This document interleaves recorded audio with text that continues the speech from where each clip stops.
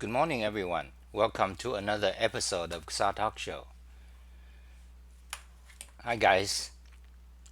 So today's topic is going to be some TypeScript, JavaScript, and let's read the comments. And meanwhile, let me start the switch the input.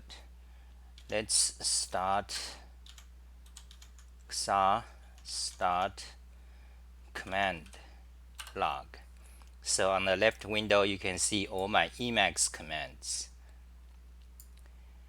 Okay, so let's read the comments. Oops.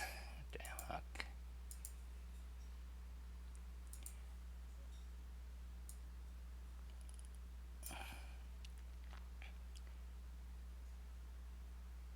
So Bartholomew says number 4 side-by-side comparison of plain JavaScript versus TypeScript. How does the wrapper make it better? So okay, so I'm going to explain some basic tutorial on TypeScript, introduction to TypeScript. It's not much really. TypeScript, you really just think of it as JavaScript. It's basically exactly the same, except you add, little types here and there. And Bartholomew says same code snippet in plain JavaScript and TypeScript side by side. Yeah, let's do that. And in fact, we're gonna code. I have some JavaScript applications. We can convert it to TypeScript. Then you'll see it's not much at all. But of course, just like every technology, there's lots of quirks. Like sometimes you need to know, for simple types like number, string, it's easy. You just say colon number. I'm going to show you. Okay, so for simple types, it's easy. But sometimes you want to get, for example, you have an array of 2 elements. You want to specify that this argument must be an array and it must be only 2 elements. Then it gets a bit more complex. Then you have to look up TypeScript documentation to see if you can actually do that. So there are things like that. So we're gonna go over that. So let's go to my Xa Talk show. Let's see comments. Keep the comments coming, okay? And Xa Talk show. And so today is this page, empty buffer. So we're gonna put today's stuff here. So TypeScript versus JavaScript, live coding comparison, basic intro to TypeScript. Okay, show in browser. There it is. And okay, so let's move this window over here. Yeah. So okay, so Bartholomew says number 8 recommendations for how to write a good key blogger to see how much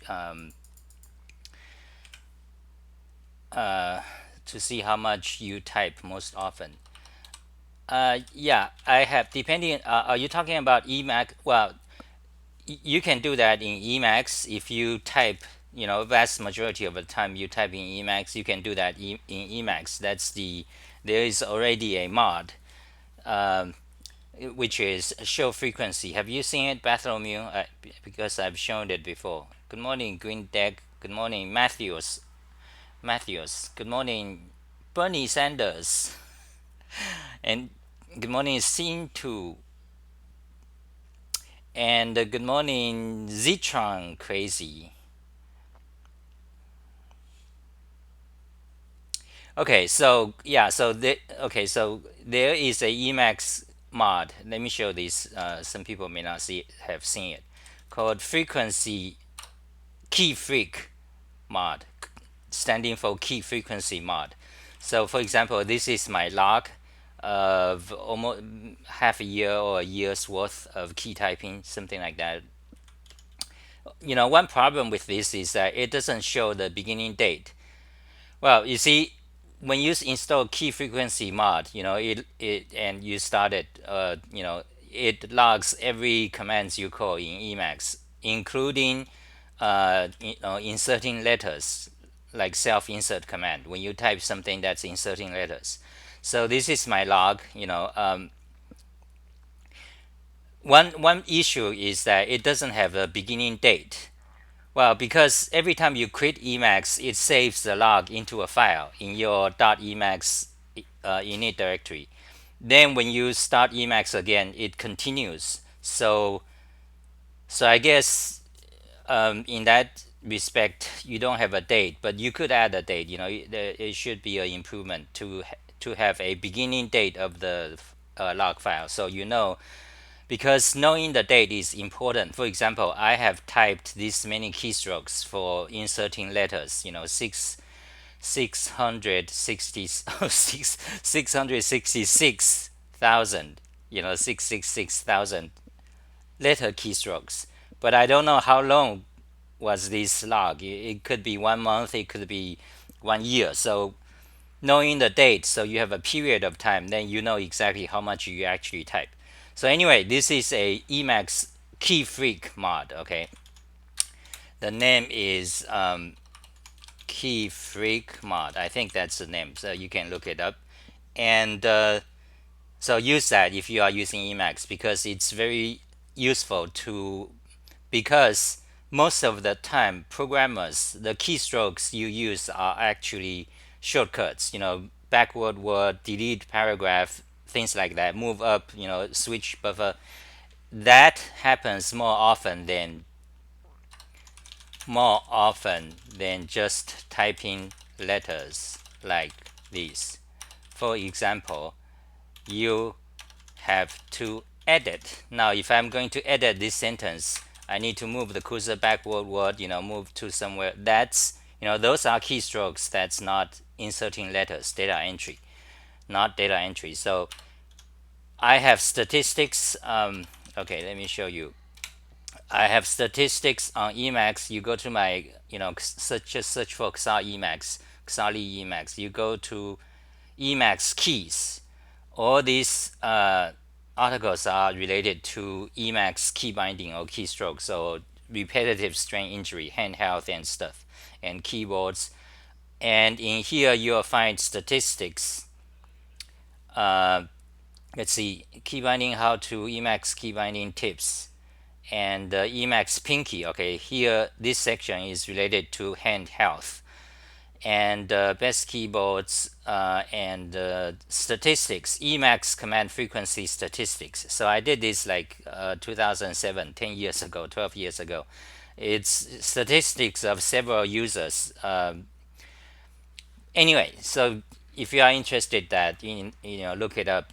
One important thing I discovered is that programmers, actually, you have more than half of the time, depending on depending on each person is different. Some people maybe chat more on Twitter or whatever. In that case, you type a lot more data entry keystrokes. But one thing I discovered is that a lot of people, more like, depending on the person, but on average, more than half of the time, for programmers, the keystrokes you type are not actually data entry, like just typing letters, but are about shortcuts, switching buffer, move page up, page down, edit, delete word, things like that. So that's a discovery. That's I was surprised. When you study keyboard, I've been studying this for like 20 years. Like every few years, you have a great surprise. Like so many things. Because for example, one thing I learned about keyboard is that you study so many. There are so many aspects of keyboard. There's a keycap, how it is made, what material it is, and sometimes it becomes yellow. You learn that. Like old keyboard, antique. You look at, sometimes you see pictures of, let's see, keyboard history. Many of these keyboard become yellow over 20 years, because the plastic that is used to make the keycap, that's called ABS plastic. That I think, anyway, there are several types types of plastics that are used to make the keycap, keycap tag, and they have advantages and they have disadvantages. For example, this one is most common. This is called ABS plastics. This is like a cheap keyboard, Microsoft keyboard, Logitech. They are all ABS plastic. Over time, like after a year, you'll have this really ugly shine, on that's really ugly.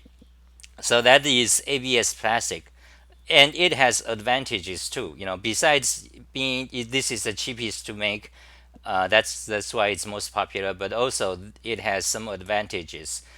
Um, well, I don't remember the details. You can read the article. For example, this is a bad case of ABS plastics, and this also happens on Mac. You see, this is extremely ugly. Imagine you just type on it, it becomes like that after a year or two, few years. So that's ABS plastic. It's got problems. This shiny thing is probably particularly ugly. I have keyboards over here that's become this shiny, very ugly to look at. Then you have PBT plastic, which stand for polybutylene polybutylene terephthalate terephthalate ter, terephthalate, something like that. Okay, that's PBT plastic. They tends to be more expensive and harder, and they are used in expensive keyboards. For example, this one, 200 something dollars. This one. This is a good one, by the way. This is a programmable with onboard memory, with the feature of on-the-fly programming, meaning that you can program. For example, if you want to swap the caps lock to control, you can just press some keys, and that becomes control without having to start a key driver or programming software. So anyway, the keycaps. Then there's PVC keycaps. So you learn about keycap technology, and you learn about key labeling technology. This one is basically a sticker, kind of like a sticker on top of the key. This is also the cheapest and most common. You see it on Logitech, on Microsoft keyboards, and it wears out. In fact, you can just scratch it off. Otherwise, after half a year, they part of the label is gone. I also have that experience. Then you have laser engraving, laser marking or laser engraving, which also have problems. It doesn't wear out. However, it is it is difficult to make the color contrast very sharp. You rather prefer them to be pitch black, and also it's impossible to make them white. So if you have a black keyboard, you cannot have white label if you use laser engraving.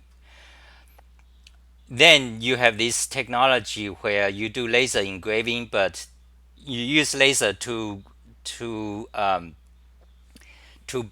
burn a groove. Then you put paint, some kind of paint onto it. So that's this one. So you got very sharp contrast. But however, it's got a problem. You see, it becomes dirty. You see, those paints become dirty. So that's the flaw with this.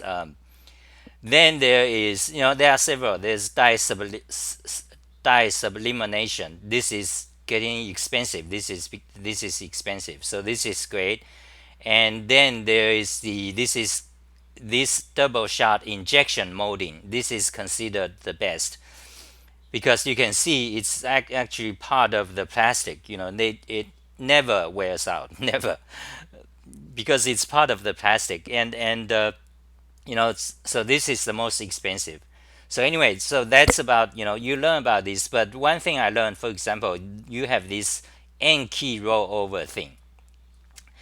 You can try this. Okay, we digress a lot to the keyboard, but let's get back to the TypeScript. Let's see how long I've been talking. Oh, 40 minutes. Okay, so So I learned, over the past 10 years, I learned about the Enki rollover. You can try this right now. Like, let me tell you what to do. Hold down the left shift key. Go to a text editor where you can type something. Now hold down the left shift key, then hold down the right shift key. Now press some other key like a letter key and check if it shows up. On vast majority of keyboards, like every keyboard made by Apple, Microsoft, Logitech, they all have problems. Like once you hold down left and right shift key, then some of the letter keys will not show up. It will simply not show up. It's like basically it's like a malfunction. So why is that? Then I looked into I started because on mechanical keyboards one of the marketing slogan is, oh, we got Enki rollovers. So you started to look at what are they, what they mean. What, basically Enki rollover means how many keys you can press simultaneously and register correctly. That's what it means. So for typically for USB keyboard, the USB technology actually limits the Enki rollover. So for USB keyboards, even mechanical ones and expensive ones over $200, typically they can do at most 6 keys, six. But there are techniques to overcome that. So some keyboards they have, full N-key rollover over USB. So they actually have two USB internal. They actually have like two internal USB or something like that to overcome this problem. But anyway, so this thing is called Enki rollover, and so when I learned this, I was shocked. I was shocked because normally you would think it's just electronic, on and off. You shouldn't have this problem. I mean, what we have nuclear we have nuclear energy, nuclear uh, electricity generators. We have all this technology. How hard is it to make a keyboard? Just press simultaneous keys, and you can't. For example, on piano, on a digital piano, you also have this issue. But because piano keyboard, musical keyboard, they have a strong requirement to, you have to have at least 10 simultaneous keys, because that's a requirement, because often you play music you need to press 10 keys together or 8. So that's called polyphony. But anyway, so on digital keyboards, even cheap ones today, typically they have like more than 10 polyphony, like 20. More than 10 is important because you press a key, sometimes you have the sustain pedal, so you press on that, so that note will sustain, you'll keep playing even if you are not pressing it. So so that is why you need more than 10 polyphony, so-called polyphony. So anyway, on a digital piano, typically they have like 30 polyphony. But on a real piano, a mechanical piano, of course it's like all, it's like Enki rollover, okay, because it's not electronic. Every key you can press, you keep, you can press all the keys together and it'll all make sound. So you learned about Enki rollover or Enki rollover, and you realize the reason is because the design of the circuit, they need to save you know they need to save the cost to make, things like that. You need a diode for each key, and more diode is more expensive, so they created this way of using a matrix to save a number of diodes, things like something like that. That's why most keyboards all have this problem, because in practice nobody actually need to press more than more than 4 keys together at the same time. So engineering is a very much a practical endeavor. You have to consider practicality, because you need to save costs, because otherwise nobody will buy your stuff. You don't make profit, then you die. Your company, you die out. Um, so that's, you learned about all these things when you learned. Like every few years, I learned a new thing. The first thing you learn is about the QWERTY layout. When I learned that the first time around 1991, it's like, oh my God, you arrange them to be so bad. It's extremely inefficient. So anyway, let's go back to the topic. Why was I talking about that? APOG. I was talking about keyboard key frequency, and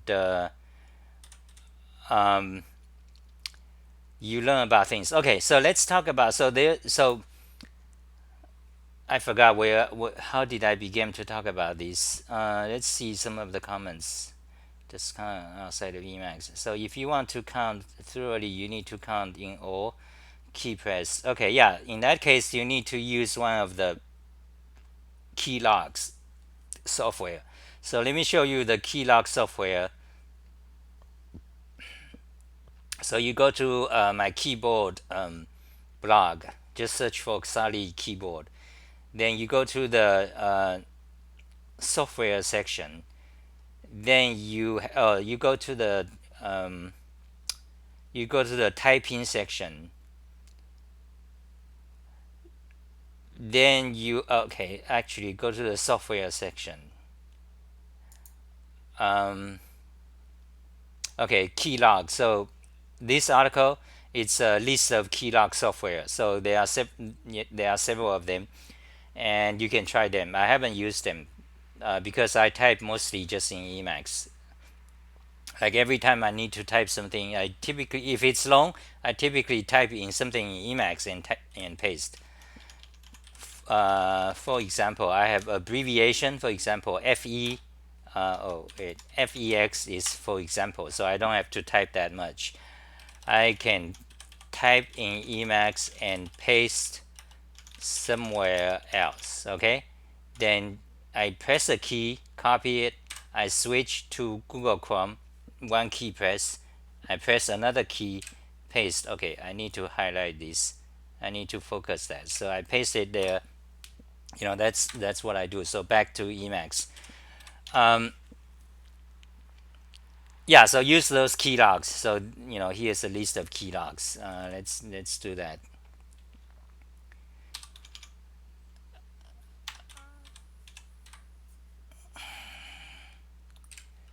So let's start to do TypeScript, I guess. Okay, so yeah, then we need to do that. It seemed to Matthews. Let me read the comments. You are in Emacs. You are an Emacs devil.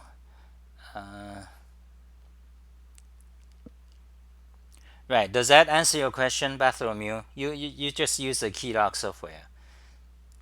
So Seamus Slack says, for keyboard, can you get Braille made into keys so you can find keys more easily to find? Yeah, I guess yeah, you can. Shenbao Telegram says, Hexa, is there a good way of integrating a clock in HTML? What do you mean a clock? For example, a clock application. For example, I have, if you go to Xali SVG clock, is that what you mean? So on a HTML page, you want a clock. So answer, okay, if that's what you mean, because here this is a clock written in JavaScript. Yeah, we can actually show this as an example of TypeScript and JavaScript. Yeah, so okay, so let's talk about this thing. Let's start talking about TypeScript. So okay, so so here is my so I open that page. This is that page. I don't have the JavaScript on, that's why you don't see the clock, but this is the page. So okay, let's talk about TypeScript. Let me think about how we gonna begin. Well, let's just start to talk about it. Okay, so let's just begin random. So anyway, so here is the okay. Let me show you let me show you this file. The file you are seeing the code. This is actually TypeScript. Okay, but as you can see, it is actually exactly JavaScript. There is nothing TypeScript here. Yeah, I think yeah, I didn't add any. You see, so this is actually just TypeScript. I mean, this is just exactly JavaScript. However, you can see the file name. Let me show you the file name. So you see svgclock.ts. TS is the extension name for TypeScript. So I open it. It's in TypeScript mod, and let's go back. So there is also the JavaScript file. This is the file it actually runs in browser because browser doesn't recognize TypeScript. So if let's open the JavaScript file. You can see that they are exactly the same. Let's see their file size. Yeah, you see, so they are exactly the same file. So for example, let's do this. So close that. Go to the E shell. Let's say compare CMP, SVG clock TS, and SVG clock JS. No output. No output means they are exactly the same. Another utility you can use is diff. No output. No output means they are exactly the same. No difference. It says. You can see it says here. Yeah. So okay. So no output. So let's yeah. So actually, this is a good example. We can start to make it actually TypeScript. We can start to make it so that to use the TypeScript type information to help us make less bugs. Okay, so yeah, so first thing to know is that TypeScript is 100% JavaScript compatible. So any JavaScript code is already a TypeScript. So what we're gonna do? So okay, so this file actually, this file is so simple that you actually don't need any type. You don't need any type annotations. It's 80 lines, and because I'm thinking what should I add here? Because so this file there's one function here, and this function doesn't even take any parameters. So you don't need to add. You cannot. You don't need to specify types for the parameters. So there's almost like nothing to do. Can you glob in TypeScript? What do you mean by glob? Like glob, like the Unix file name matching? Yeah, I don't know what you mean. So anyway, so let me show you how to compile TypeScript. So I have this JavaScript. This is the JavaScript. Let's delete it. Okay. Well, actually, let's make a backup. I make a backup. I have a command on the left window. You can see it's already made a backup.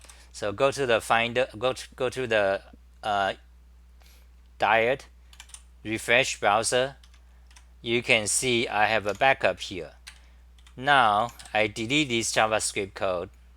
Press a key to delete. Yes. Okay. We have just deleted the.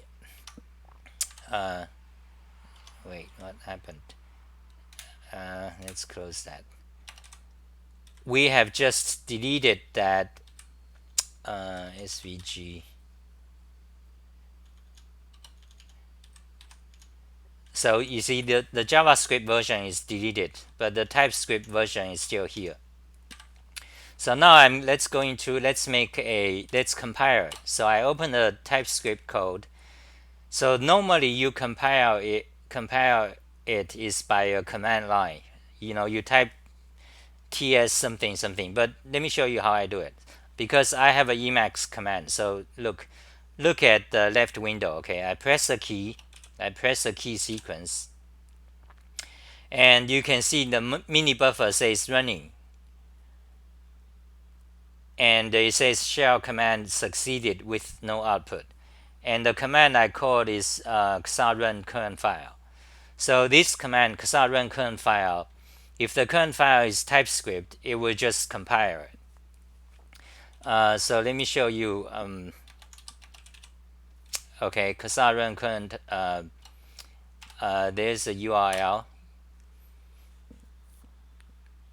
So this Emacs commands allows you to run Perl, PHP code, Python, Ruby, Golang. You just run it. You press a key or run the current file, and if it is TypeScript or Java, it will just compile it. So anyway, but let me explain how do you compile TypeScript normally. Okay, so let's look at the code. Run current file, look at the code. So here is the code. Copy it, close, new buffer, paste. Okay, switch to Emacs list mod. Search for TypeScript, TYPE, TYPE. So okay, look here. So this section, it checks what file extension is. So if the file extension is TS, then you call the command TSC. TSC is the TypeScript compiler. You just go to TypeScript website and then you download the TypeScript compiler. Very easy. There's nothing complicated. So if we go to the terminal, let's see. Oh, I forgot to. Yeah. So let's open a new terminal window. Okay. So let's say which TSC. You see it's installed in user local TSC. So let's say man TSC.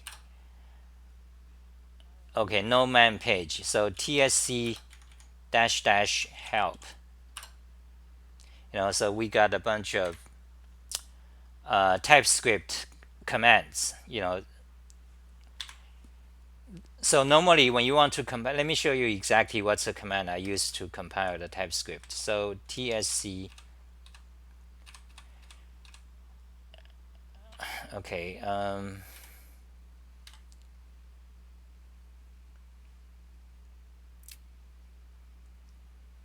So actually, if it is TypeScript, I actually call this command ts compile file. So let's look at that.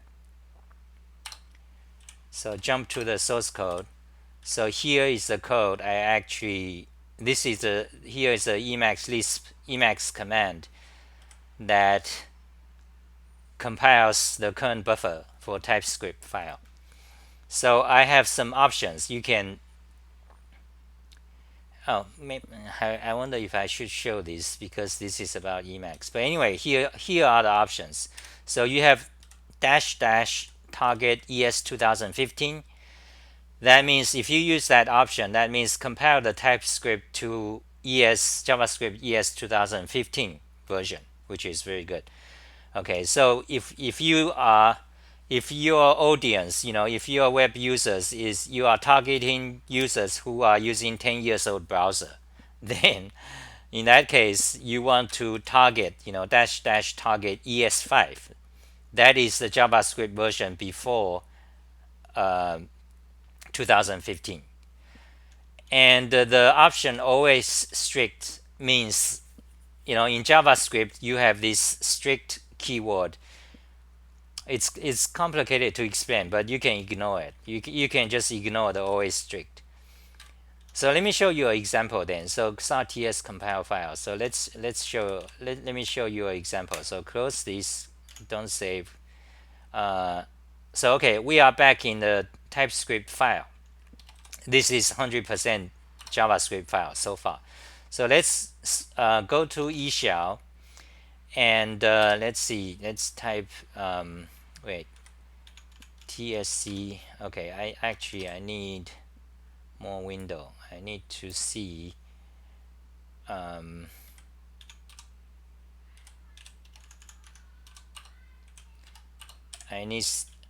need to look at the options. Okay, so we are going to type tsc, the file name, and dash dash target, and the target we want is, let's say, ES 2015. Okay, that should work. Now let's look, hold on a second, let's look at the file. Now this file is right now is 100% JavaScript, and it is using ES 2015 features. So because you can see those constant, those are ES from ES 2015. So now if I press enter, it will generate a compile, it will create a new JavaScript file, and in fact that file will be identical to this file because there's nothing to do. But let's try it. Okay, enter.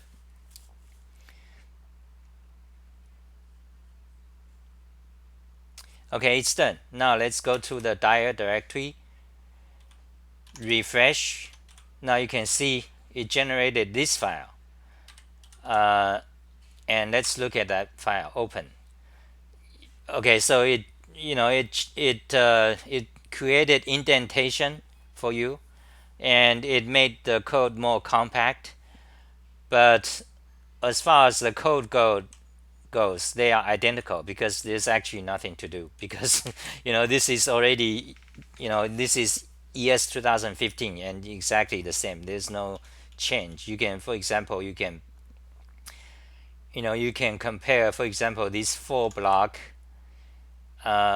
versus over here. They are exactly the same. Okay, so that's TypeScript. So let's close this file. Now let's delete this JavaScript file. Let's delete it. Delete it. Yes. Okay, now it's gone. And if you delete it, okay, now it's gone. Now let's compile again. Let's go to eShell. Let's run the command, this tsc command, TypeScript compile. Then let's change the target to ES5. Okay, ES5 is the JavaScript version before ES 2015. So let's see, ES5. Okay, now let's do it. Now the code will be drastically different because it compiles, it basically converts all ES 2015 code to the ES5. Yeah, so this aspect is one of the very tremendously useful feature of TypeScript. You see, even we are not using any types, but we can use TypeScript to convert one JavaScript version to a older version. So let's look at the generated code. So here is the file. Let's open it.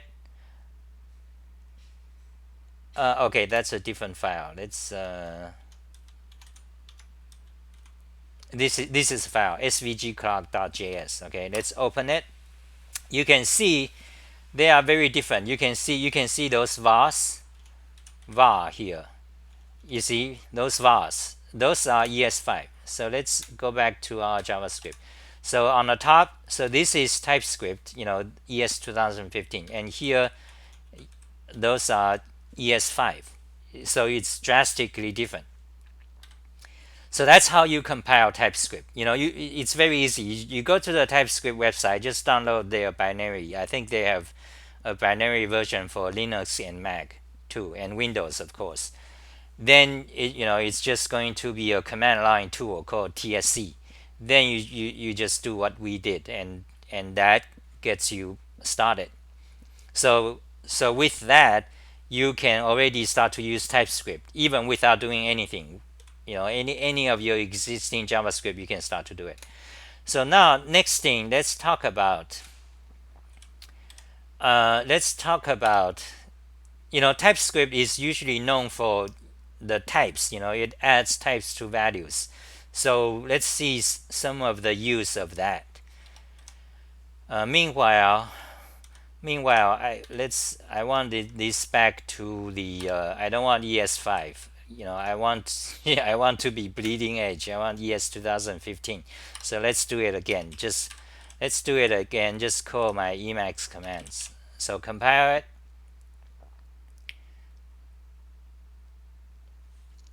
Okay, it's done. Let's go to the diet, refresh buffer, open the JavaScript version again, and you see it's constant again, so it's good. So now close this. Okay, so next thing is we're going to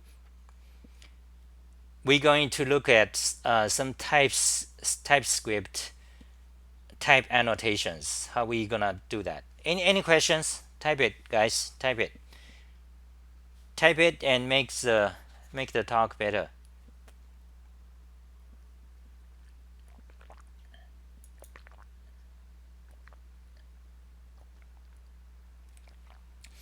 So I guess 20 minutes, another 10 or 15, 20 minutes will be done. I mean, that's enough time to cover the basics of TypeScript annotations. So let me read the comments. Yeah, this is exactly what we want. Can you glob? So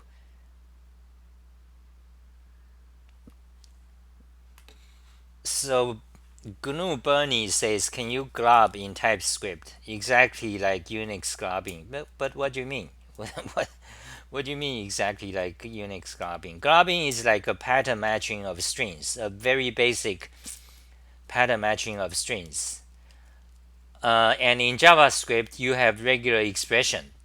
Is that what you mean?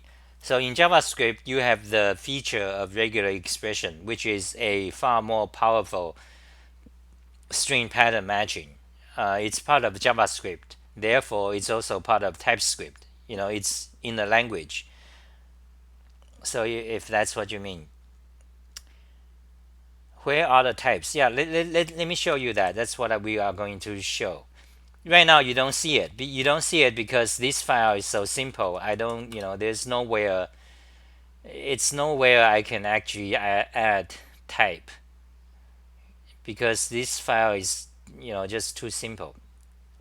Okay, so so now we are going to show the type annotations. So let me see what file to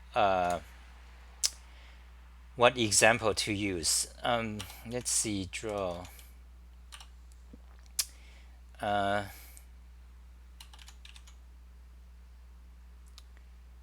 Xavi and JavaScript. Okay, so this is a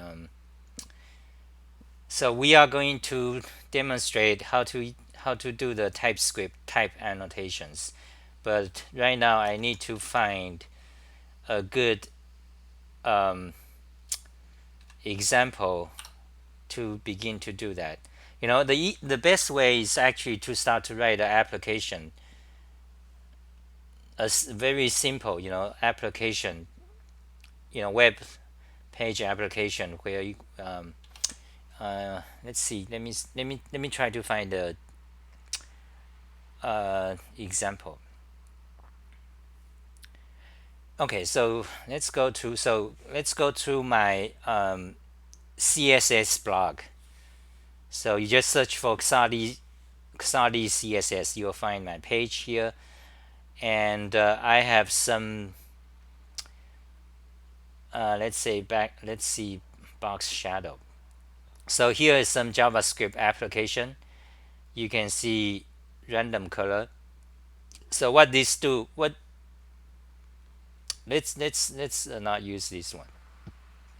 Let's use gradient color. Hey, good morning, Danielle. So here's an application that generate random color. So you can see I click random color, rainbow, or random, rainbow, 2 color only, 7 colors. Let's say random, 3 colors, and random direction. So let's pick that. So let's first of all pick rainbow, then 7 colors, then we can change the direction. So you can see here is the CSS code it generates for you. So as we change the input, you see the output code changes. And similarly, we change the random color. You see, that's the purpose of this application. It generates a random gradient CSS code. Now let's look at this file. Okay, this is written, in TypeScript.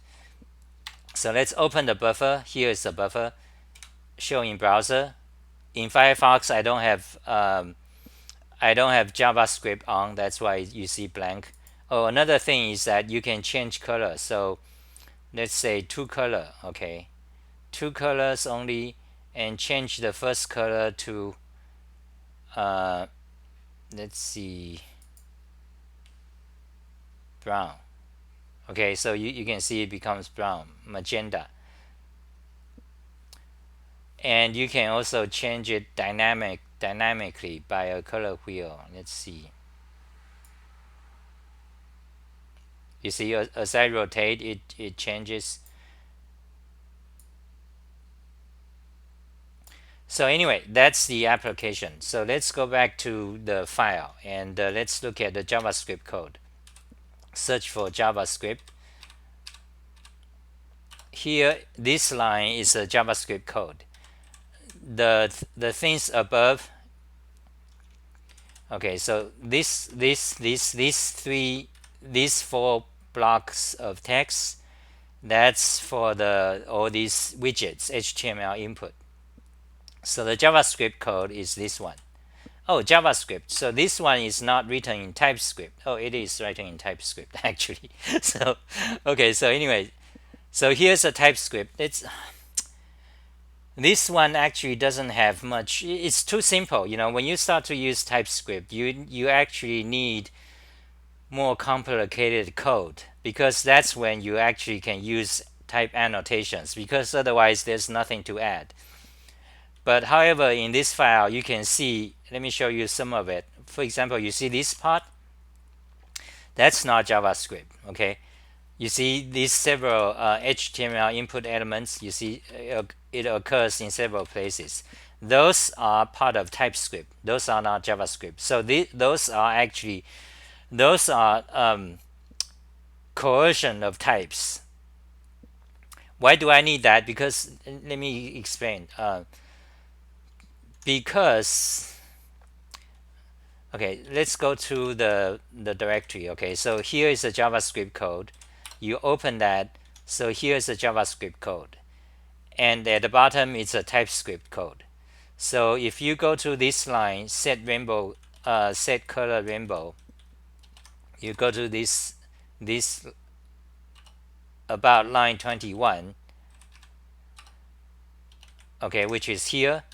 You can see that over on the bottom we have this HTML input element here, but over here the generated code doesn't have that, because that's not part of JavaScript. So why do you need this? Well, I need it because the code, the X here is a HTML input element. The type of this X, I want to get the value of that. In this case, it's the color. Okay, so one of these color boxes, once you choose a color, there's a value. You want to get the value. In order to get the value, so this is a function you call to get the value. So for each, you want to get the value of all of them. So for each X and I, x dot value equals to something. Okay, that's how you get the value. That's the DOM. But the x, the type of the x is actually a HTML input element. That's part of the DOM. DOM has kind of these interfaces. So anyway, so the type is HTML input element. So you need that. Well, you don't need that. Let me show you. Okay, let's just delete that. Okay, let's just say x here. Okay, so that's normally in JavaScript. That's what you do. So now I compile it. Okay, I'm compiling it.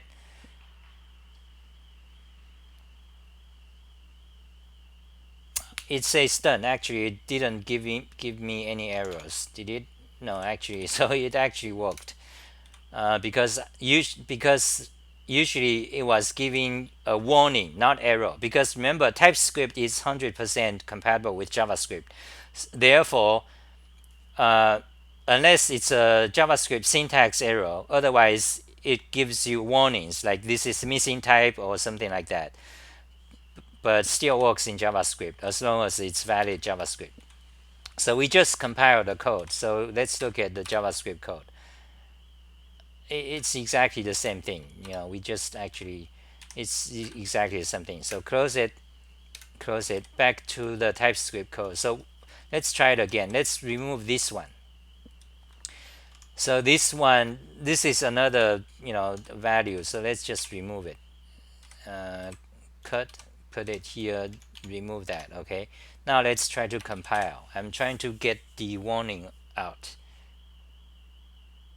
Okay, there it is. You see, now it says CSS gradient.ts file, line 23, column 48, error TS2339. Property value does not exist on type element. Okay, so line 23. Let's go to line 23. It's this line. It's exactly. Oh yeah. Now the error comes up. Line 23, column 48. So column 48 is right. I don't have. Where is it? Column 48. It's right here. Okay. Then it says property value does not exist on type element. So it's saying that x TypeScript is assuming x to be of the DOM type element.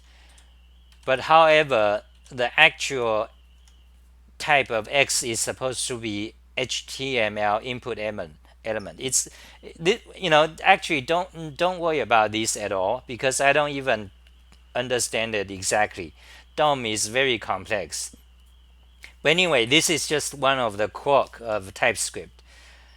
So if you do not want to see this error, what you do, you learn from experience. You go to Stack Overflow. They tell you, okay, so what you have to do is to put this here. Let's see, HTML. So actually, I have a shortcut. So I just type HTML HTML input element HIE. Okay, there it is. That's how you do to fix it. Just put that there. Then let's try compile it again. Compile.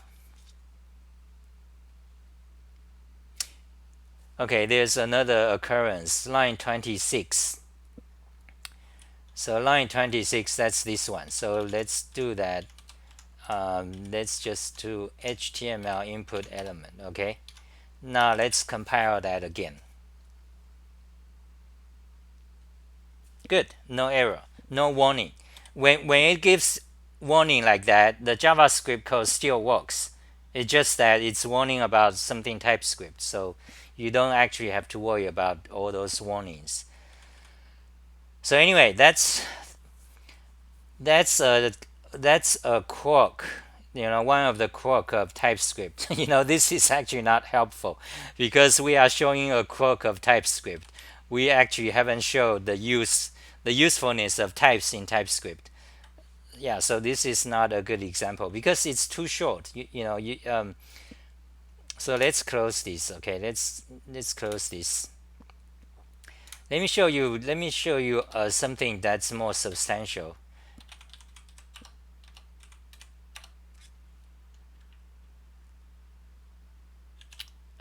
which I showed yesterday.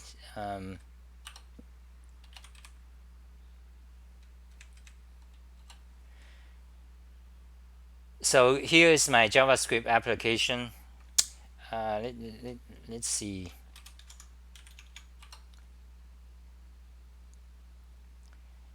I'm trying to find a good example to show to demonstrate the TypeScript types.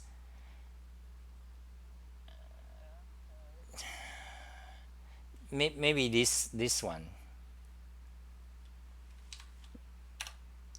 Something in the water does not compute.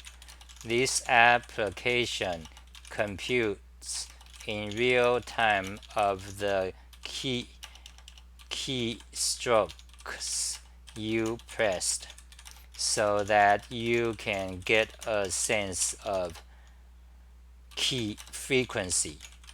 You can also copy and paste. So that's what these do. So let's look at the code. Open the file, search for JavaScript. Okay, here is the code. Here's the HTML stuff, the input box and all that. Then here is the code. Okay, and this is TypeScript. Okay, so this is actually we are starting to see types. Okay, finally, very you can see it's dramatically different from not dramatically. You can see it's very different from JavaScript now, because you have all these colon number square bracket. So for example, this is a function, create SVG. Okay, so what does it do? Here is a documentation. So it takes the first parameters, PW is a viewport width, then viewport height. So width and height. The question mark means optional. Okay, and I think is that in TypeScript or JavaScript? I forgot. So let's check the comments.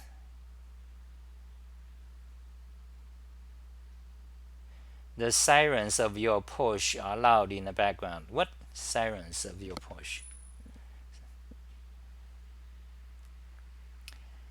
Yeah, TypeScript is essentially, yeah, JavaScript, 100% compatible. That's a key.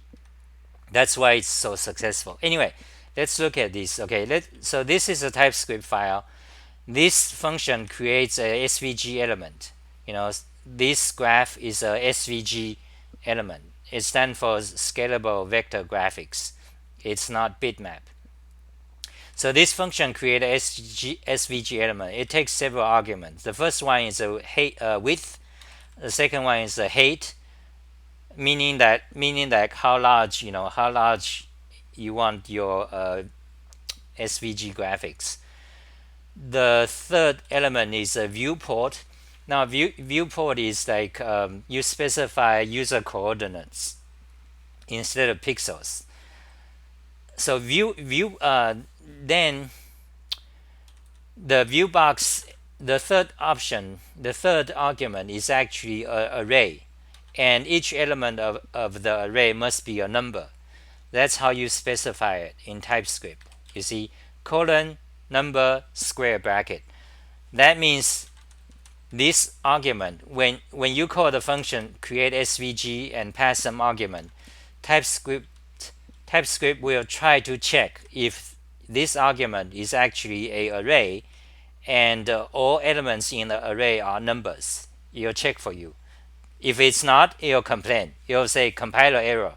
It will stop compiling. So you fix that.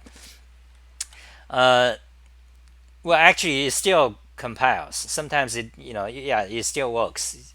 You can ignore the error, but it warns you, because in JavaScript it does automatic conversion most of the time.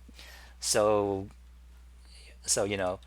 but sometimes these type mismatch actually are real errors, because if it doesn't match, your application is wrong, it's a bug. So TypeScript check for you. So here's an example. Okay, so here's a function. By the way, this is an arrow function. For example, this part is the arguments, and this part is the body of the function. And look at this thing.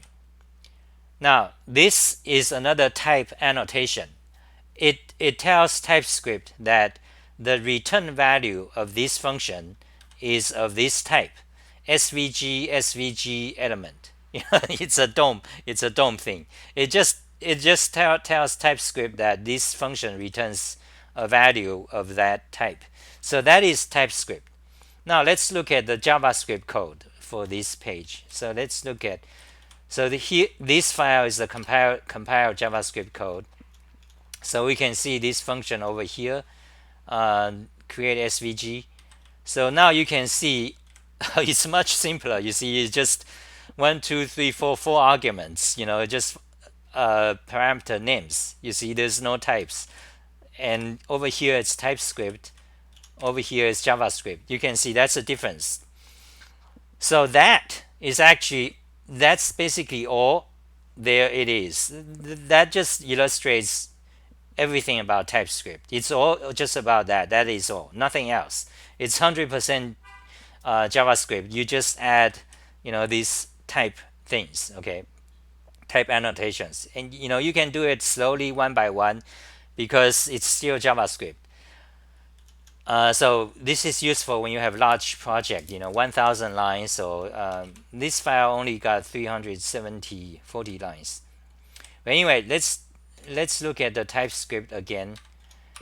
So let's show some other examples. So here is example. Here is another function, basically the same thing. Here is how you specify a string type. And here is another example. So this function translates string, takes 2 arguments, and each argument must be a number type, and the return value must be a string type. That's it. This is using arrow function. Arrow function is part of JavaScript ES 2015. So that's really about it, about TypeScript. So it's extremely simple, you see. That's why it's very successful.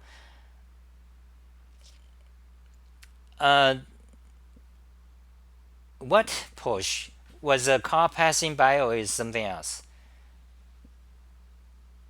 The sirens of your Porsche are loud in the background. I don't hear anything.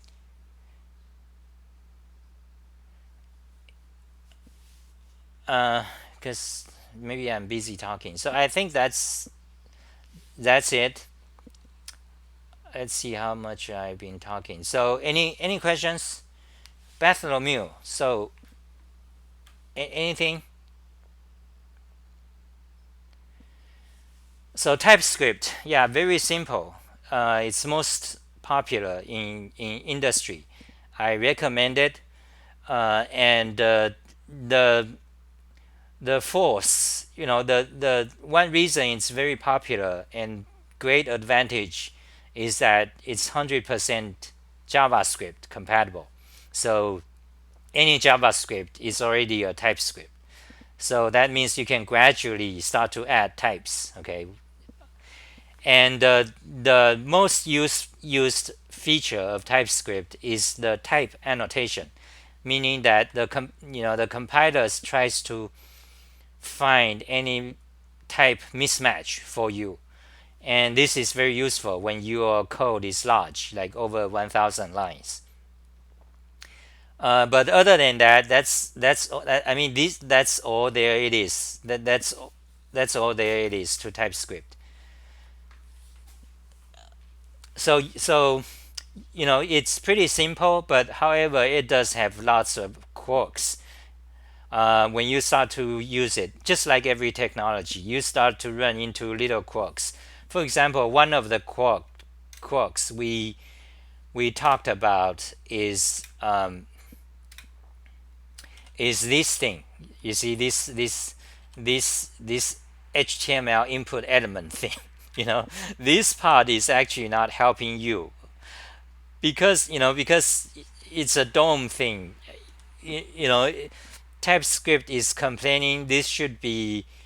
It is assuming it to be some HTML element, but TypeScript is more strict, so it actually want it's actually a HTML input element. I mean, as a JavaScript coder, you don't even. I mean, these things don't come up. You don't even know what's the difference. I mean, yeah, typical average JavaScript coders, you don't actually need to know these, HTML input element versus HTML element. There are a lot of them, like in DOM. That's technical details of DOM. But as far as JavaScript is concerned, it doesn't matter. JavaScript does not worry about these things. But TypeScript, because it's trying to match, it's trying to be strict about types, so it gives you all these kind of warnings. So if you don't want to see those warnings, then you look up Stack Overflow. Every time TypeScript gives you some error, you look up Stack Overflow, then people say, oh, just put this in front of it. Then that solves the problem. So this is one of the quirks of TypeScript. Other quirks are for example this argument is supposed to be an array of numbers. So you have to find out what's the syntax to represent a array of numbers. And there are other issues. For example, if I want an array of numbers, but the array must always have only 2 elements, like length 2, how do you specify that? I'm not sure offhand. I mean, that's the kind of thing you have to look up TypeScript. Sometimes it gets complex because the syntax of JavaScript is already pretty lousy. We talked about for 1 hour yesterday. Well, actually, we haven't talked about JavaScript syntax, but it's the syntax, especially when it comes to, let me show you, when it comes to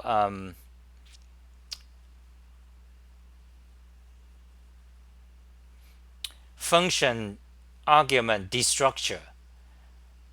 This is a feature in JavaScript 2015 that allows you a easy syntax to assign values to variables and can be used as part of the function parameters. For example, what do you mean? So here is the example. You define a function here. The argument is a object. Then the object is supposed to contain 2 properties, center and radius, 2 properties. Yeah, so object, you have a property center and a radius. So center is an array of 2 elements, and radius is just a number.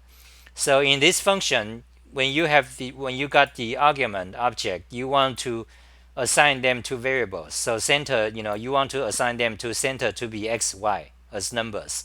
The coordinate for the center of the circle, and r is the radius. So you write this, then you can, start to draw the circle.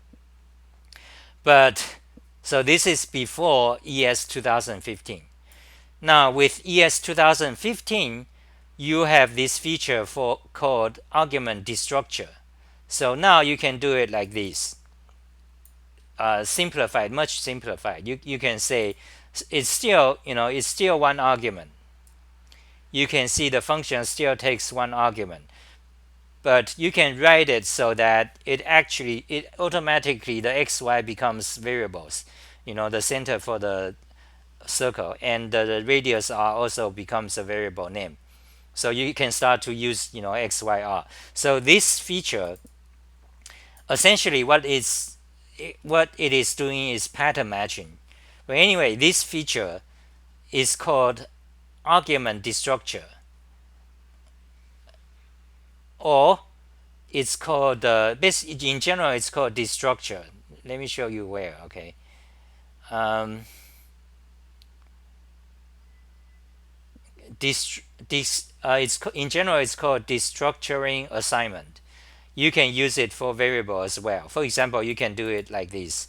You have an array of 3 elements. You want to assign each element to a variable ABC.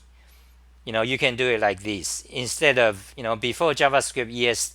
Without this feature, you have to say array bracket 0 to be the first element assigned to A, then same thing for B and C.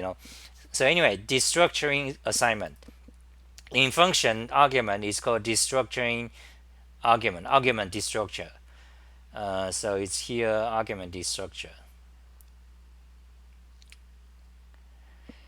Okay, so but however, this is very convenient. But however, the syntax can become extremely very complicated because the argument destructure is very powerful. The argument can be an array, or it can be a object, or it can be a nested array and object, mixed nesting array and object.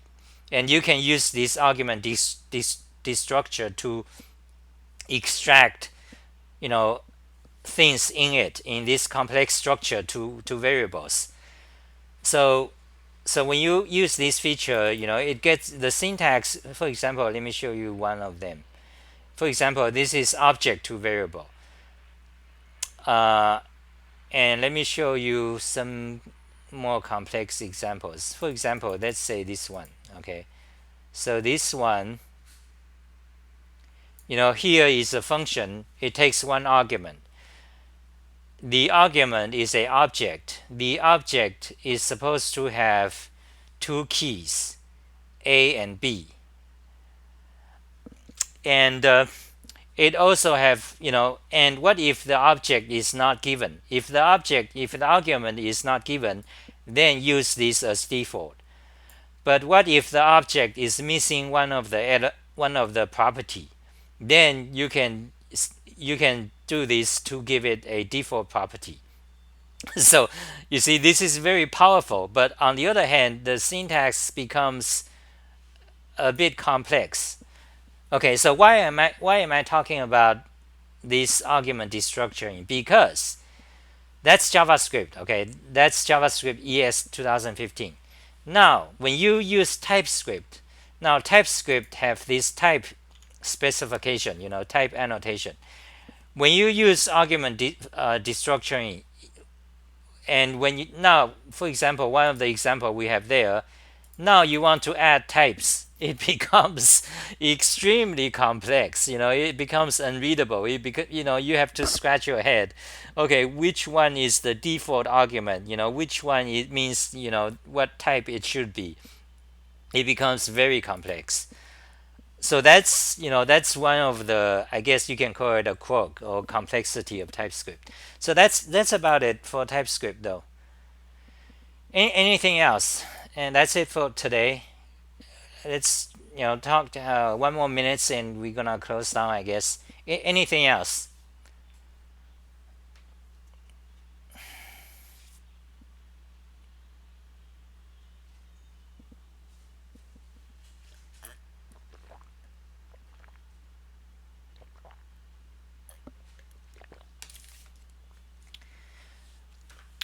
Okay, nothing else, and I'll see you next time. I'll see you guys next time.